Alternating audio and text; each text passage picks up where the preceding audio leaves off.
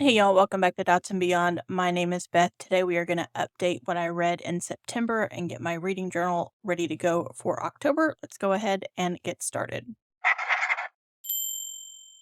Here is my September dashboard and what I was reading in September. It's been a crazy chaotic month for me at work. If you've seen any of my other videos, I've talked about that.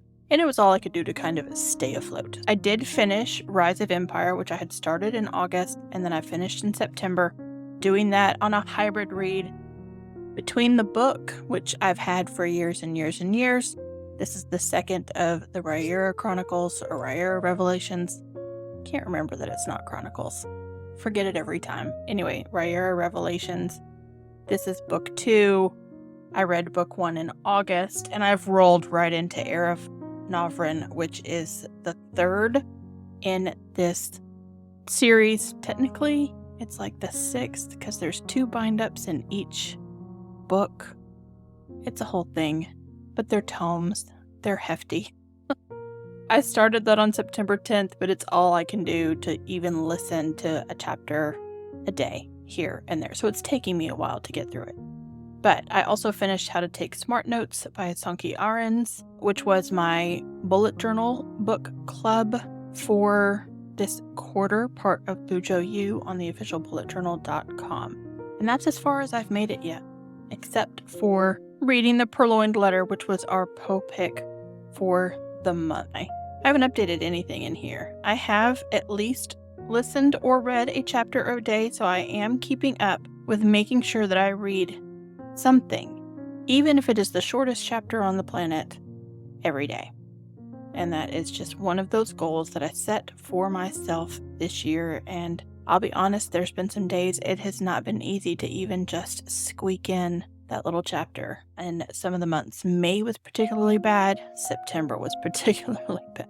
So that is where we are there. I do need to put in my stickers. This is How to Take Smart Notes. I did keep my quotes over here. I did something a little bit different on this side because as part of Bujo U, we have book club discussions, and they were able to bring in the author for that final discussion. And so I just kind of took some notes on that Zoom call with the author and some other things that he had to say about the book. I do need to put in a rating as well. I think I'm going to do that with red. I'm just going to shake it up a little. Get my stencil out from underneath here. These 2 stencils live in the back of my journal. This one's actually a duplicate from a couple of journals that I got off Amazon in my early days. Really cheap $7 journals, but they came with these stencils. And so I have a couple of them, and I can spare this one and keep it in the back of my journal so that I constantly have my little 5-star rating with me. I am going to give this 4 stars. I want to give the content 5 stars but I'm still trying to process. It's very difficult to kind of grasp, and yet not so much, based off of this German who used to keep cards as his notes. Cannot remember his name right now. And that entire method and the purpose of it, he kept these basically card catalogs like you would an old library, and all of his notes connected to one another. And it's all about taking those notes that are going to then speak to you at a later time, or you can put connections together with other notes that you have taken. One of the things I wrote was that not everything we underline, note, or save makes it into the permanent commonplace. I'm calling it the commonplace. Let them breathe or rest before processing. So even when you read or annotate a book, not everything needs to go into your permanent collection of notes. The other thing I wrote is that the notes are not a workflow. It's a place we can leave our ideas safely and come back to see the connections in their natural habitat later. So you are creating an ecosystem, basically, of the notes. And the other thing was also, this is funny because I'm a quote girl, obviously. But one of the things in there is that we're not just collectors of quotes. We need to take those quotes and put them in our own words in order to process and understand them. But I still love my quotes, and I'm still going to keep taking my quotes. Doesn't mean I won't take some notes a different way, but sometimes I just believe the author has picked the right words for that sentence, and I like my quotes. A quick summary of how to take smart notes. I recommend it. I wish I'd had it back when I was in college. This book did not exist back then. It really kind of would have helped narrow down my note-taking style at a younger age. And then I need to fix this. I wrote Heir of Novrin, and it's not. I have Heir of Novrin on the brain because that's the one I'm currently in. To do this, I'm just going to use the sticky part of this Post-it note. There are many, many ways that I could fix this, including whiteout. Do I have whiteout? I think I have whiteout. Hang on. I do have whiteout. We're just going to fix it with whiteout.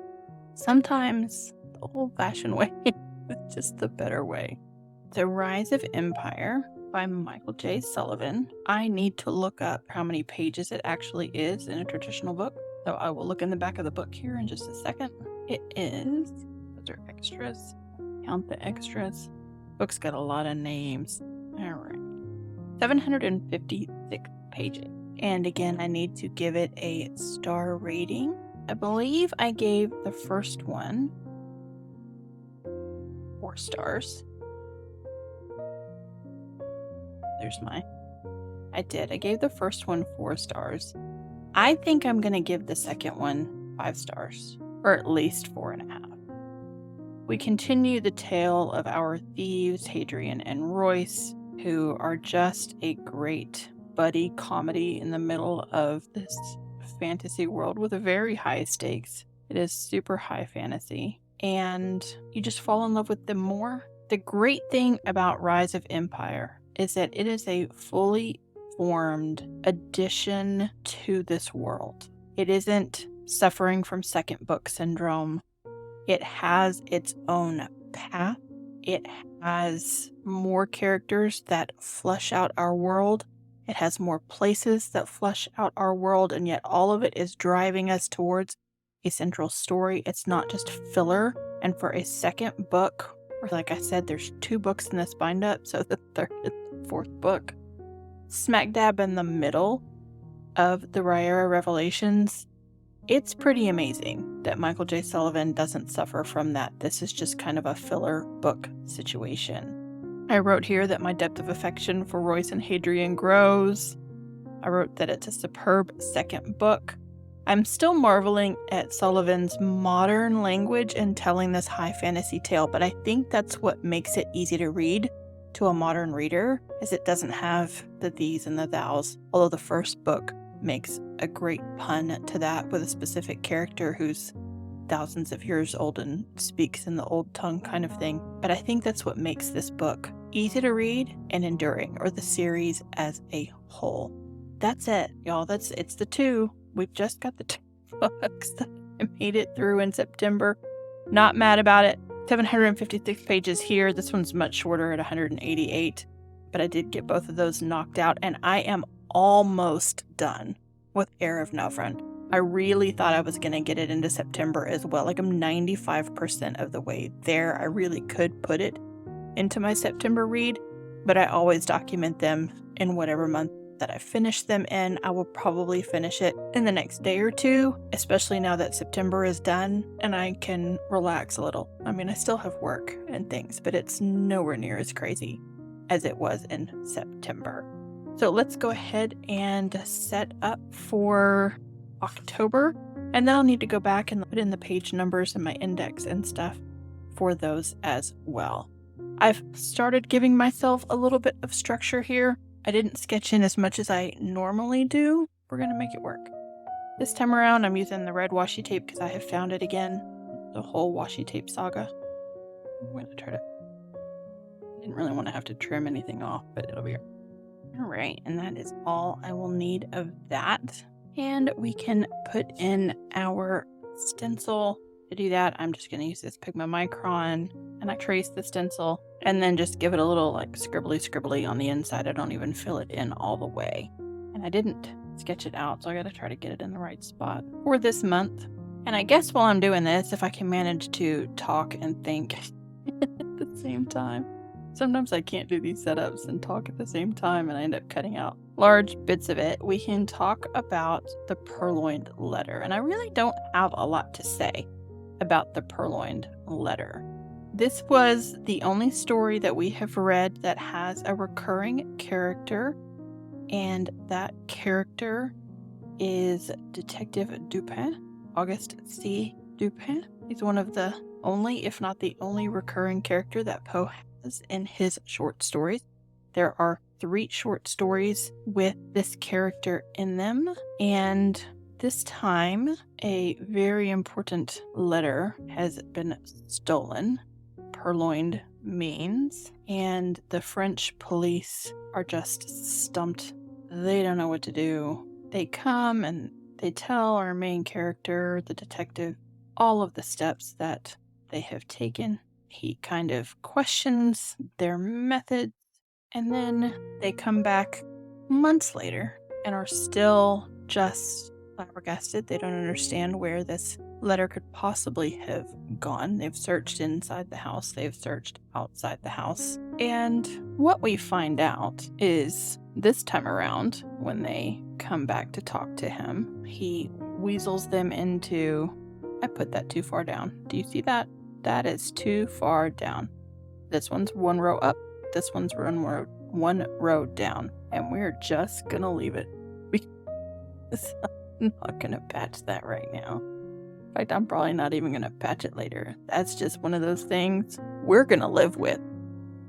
But they come back to him, and he says, well, how much was the reward on this letter? And would you really share it with me? And they're like, yes. And he says, if you really are going to share it with me, then I will hand you the letter. And that's exactly what he does. He just pulls it out and he hands it to them. And of course, we find out that he had made his way into this home, and then of course he deducted that the letter was still there, and how it had come to be hidden, where it was hidden, and exactly what the contents were, and all of those things. Then there's a distraction that gives him the opportunity to grab said letter, and he's just been hanging on to it, waiting for them to come back and admit that they didn't have it. I read this one once and I listened to it once. There is a link on my September reading journal if you want to either both read or listen to that complimentary, since all of Poe's stories are public domain. He really has to be the blueprint for Agatha Christie's Hercule Poirot. He just has to be. He has the same mannerisms. His method of deduction is the same. His sort of cagey method of revelation is the same. I love Agatha Christie. I know she does things on her own. I absolutely adore Kenneth Branagh's movie versions. I really need him to do 10 Little Indians. That's not a Poirot, I don't think. I don't think it is. Closed Door, yes. Poirot, no. So, Follow the House of Usher was really the only choice that I had for October. From the beginning, this was going to be my October pick.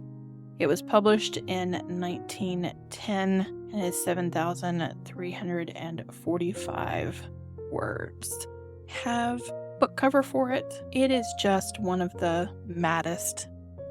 It is one of the creepiest and maddest of his tales, and it's always what was going to be in October. So the other thing that I'm going to add to it is T. Kingfisher's What Moves the Dead. This is a novella. It's very short, and it is a retelling of the fall of the House of Usher. There is the house. Look at this cover. That's so great. And so I'm going to do both. I'm going to read the original because it's been a while.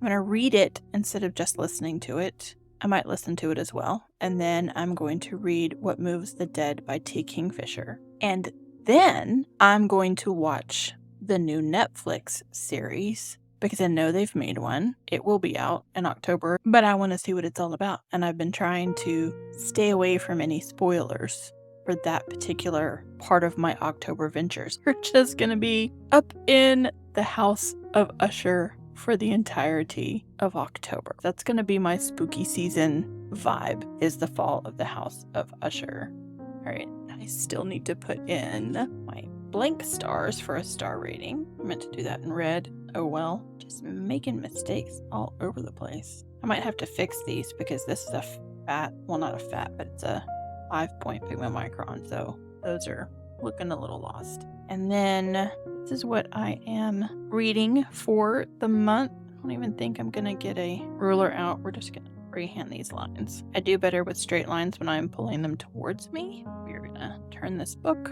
and pull these towards. They're still gonna be a little wibbly wobbly. That is okay. This is a new format that I put in last month, these boxes, that I could remember to put in when I start and finish any work that I am reading, so that I can remember what dates to put into both Storygraph and Goodreads. And that one's all kind of wonky.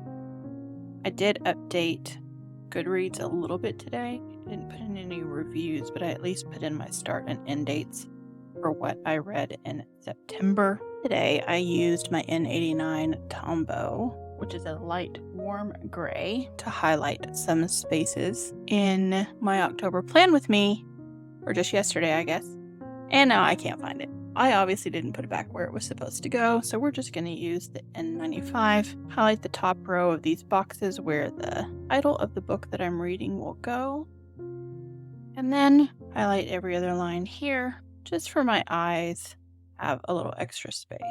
Those of you who have watched these videos have watched me do this a number of times now. And then I am going to put in my little reading tracker in the shape of October. There we go. We are set up for October.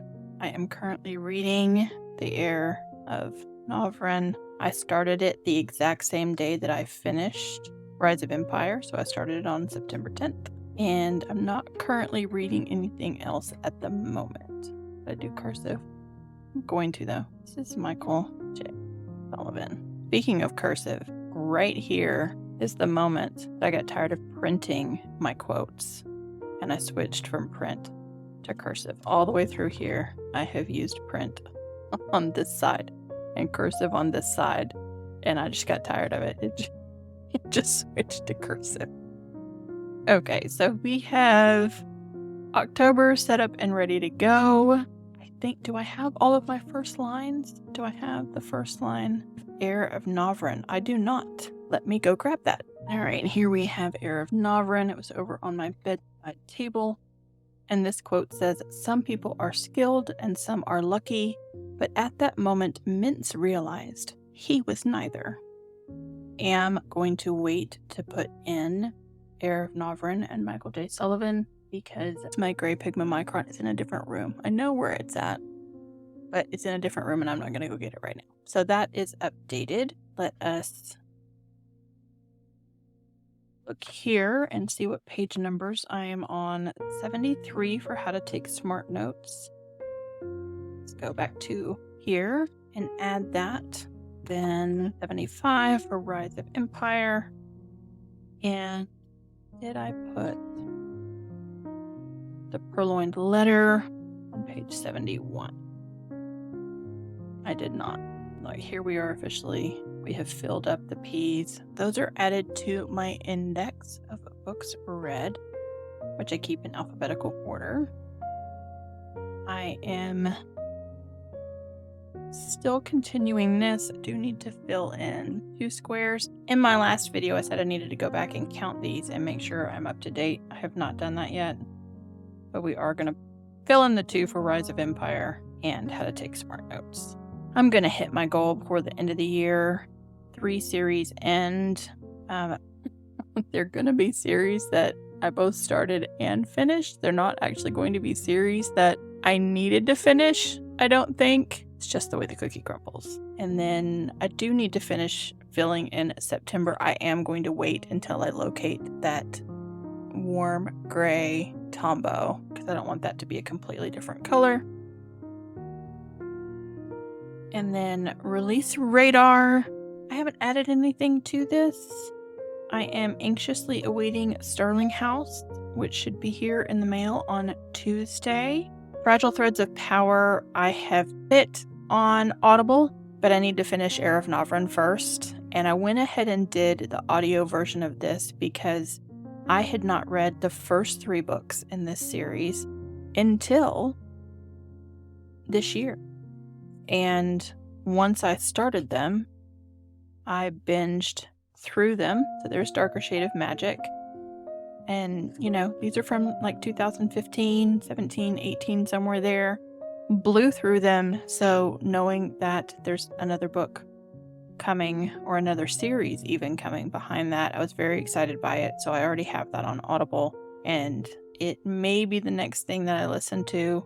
It might get bumped by Starling House. I don't know how that's all going to work out, but I haven't added anything to this yet. And I haven't picked anything else off of my physical backlist. And this is the tiniest piece of my backlist of physical books that are on my shelves. It's kind of ridiculous.